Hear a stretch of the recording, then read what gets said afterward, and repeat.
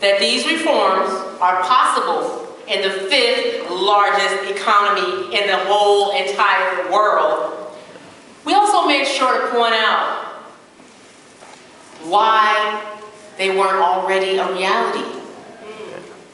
They weren't already a reality because corporations and the 1% have bought our politicians through campaign donations and PACs to make society work for them and not us. And again, I say, it's time to end that, right? Yeah! Get money out! Well, this is exactly what happened in the race that I ran last year. My opponent was a moderate Democrat who took after her boss. Her boss is, rather, Hillary Clinton, Barack Obama. She ran Clinton's California campaign, at which point was nicknamed, they nicknamed her because I guess they thought that was a good idea. They nicknamed her Buffy the Bernie Slayer. Yeah, somebody thought that was a good idea. More than $5 million was spent on her behalf through direct donations and PAC money. Bullshit. The people throwing money to defeat me were extraordinarily wealthy. Many of them were billionaires.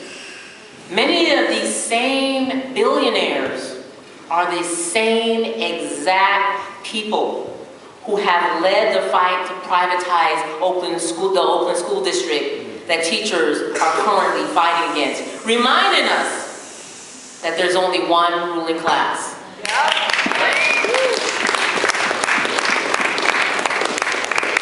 One criteria for a class struggle campaign is that it must emphasize that struggle cannot be waged by or for the individual candidate alone.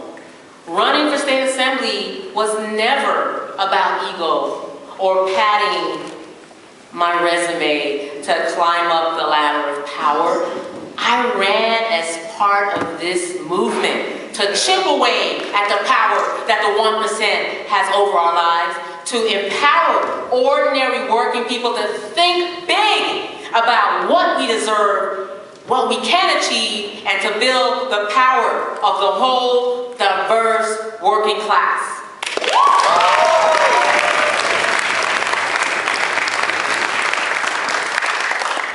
And folks, that's the same reason why I ran for city council.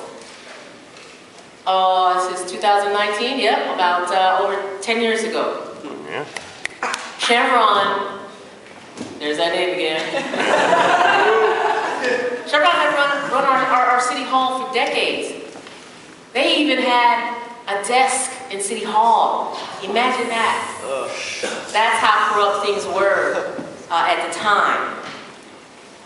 But I helped build an organization called the Richmond Progressive Alliance, and we brought together a corporate-free movement of unions, environmentalists, progressives, and activists against police violence.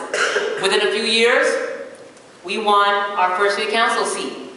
Within a few more years, we elected a mayor. We elected a green mayor, by the way, and we won a supermajority on the Richmond City Council.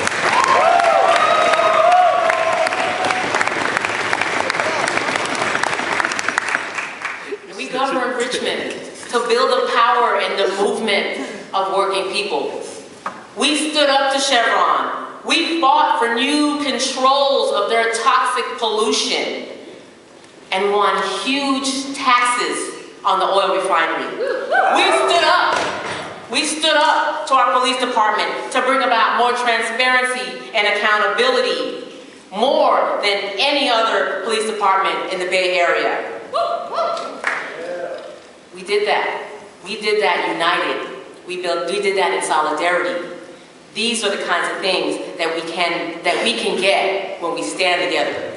And during the worst years, let me tell you a few more things that we did in Richmond because I'm so proud of it. We did some amazing things. Yeah. During the worst years, you remember those awful years where we saw the foreclosure crisis happening throughout the Bay Area, throughout the country. But during those years in Richmond, California, we stood up to big banks by using eminent domain to keep our working people in their homes.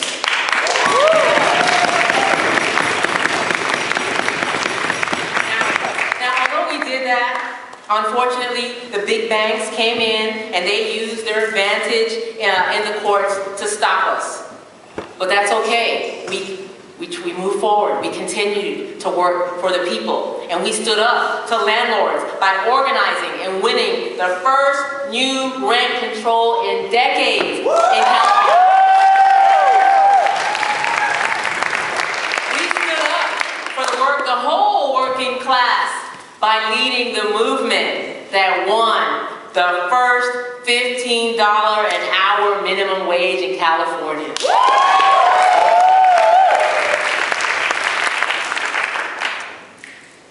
This is what it looks like to govern as a class struggle leader.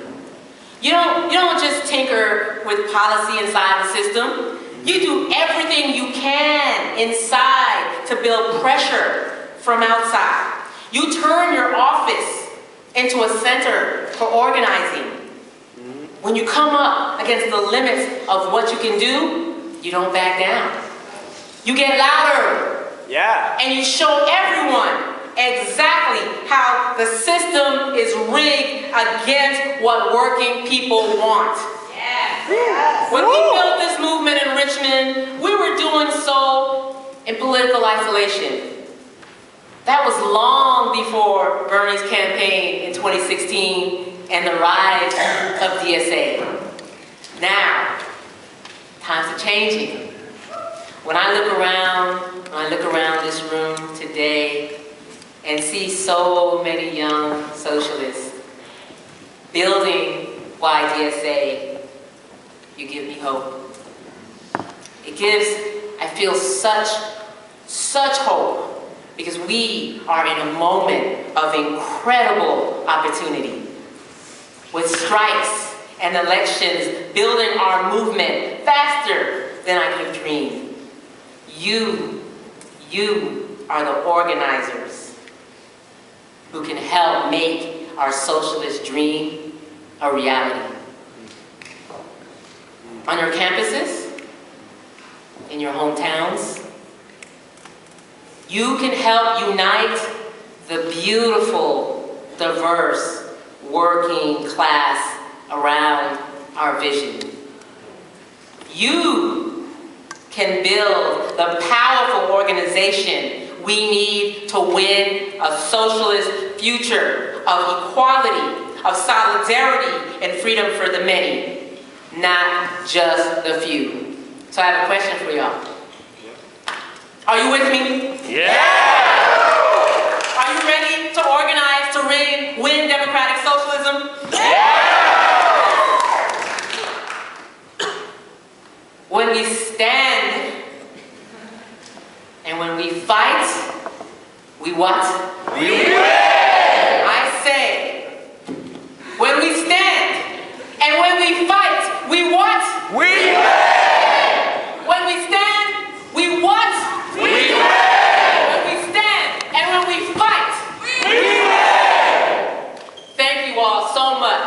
Let's give that, as I end this, let's give that beautiful union clap.